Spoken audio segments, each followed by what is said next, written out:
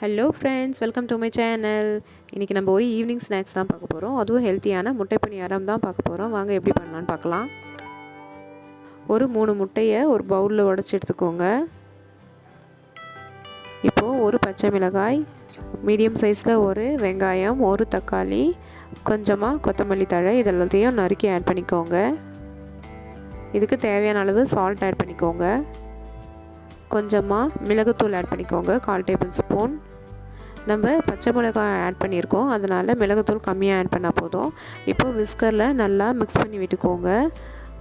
அடுப்பில் பணியார பேன் வச்சுக்கோங்க, அதில் கொஞ்சமாக ஆயில் ஆட் பண்ணிக்கோங்க. இப்போ நம்மளுடைய மிக்சர் எடுத்து இதில் ஊற்றிடலாம்.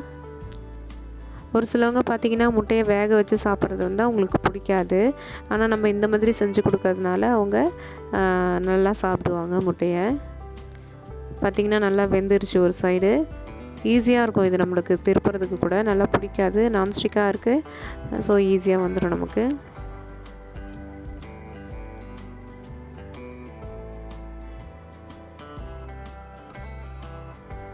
ஒரு 5 மினிட்ஸ் வச்சுருந்தா போதும், நல்லா பாயில் ஆகிடும்.